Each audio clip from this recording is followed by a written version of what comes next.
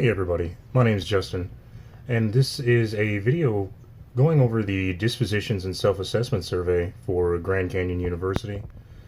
The first question was, what dispositions do you possess you think will make you a successful teacher? I think I have a very easy and acceptable way to articulate things to students of all ages, so it's easy for them to understand and fully comprehend anything that's going on. I definitely didn't grow up in a household where I had to yearn for anything. So that's definitely something I may need to work on, is trying to have a better comprehension of what it takes to survive in environments that I am unfamiliar with. Another thing I'm pretty positive with that I believe I have a firm grasp on is, an education free of judgment. I think we all learn at different paces and different ways. It's really rude and unfair to put children in a box when teaching and learning is more of a free-flowing water-based system. You can't try to force them into a jug when they just won't fit. So, there's always that. The second question is, what dispositions do you need to work on before you enter the classroom as a first-year teacher? Well, as I previously stated, I definitely didn't grow up in a household where you needed to yearn for anything, so I definitely would put that down as something I do need to work on, trying to view things from another prism.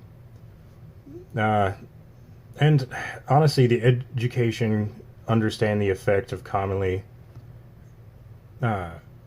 I guess what I'm trying to say is how to be friendly in unfriendly environments, for as when a parent may come to you and say that my student is failing, or my son, my daughter, so definitely something I need to try to work on. Not that difficult situations aren't anything I haven't encountered, but I've never had to deal with an angry parent, so it's always easier said than done given the circumstances.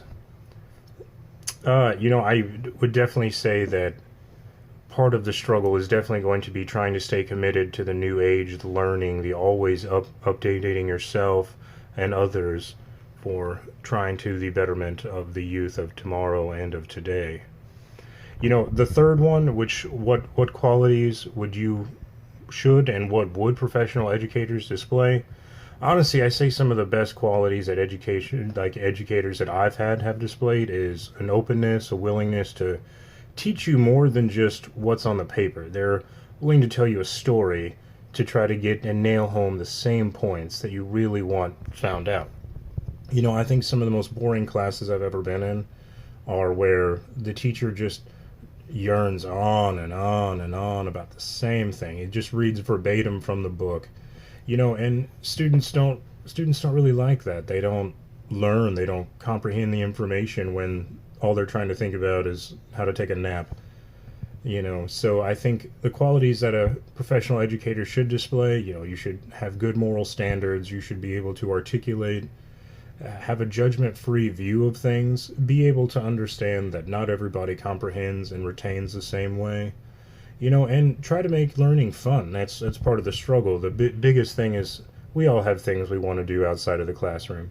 I enjoy to hike. Some students might like to play sports or play video games or do things of this nature. So, you always need to be willing to see things from a broad spectrum and not just try to pinpoint things, because sometimes the closer you look, the further away from seeing you actually are. So in essence, there are definitely things that I need to work on, but who doesn't? The world is always evolving and quickly changing.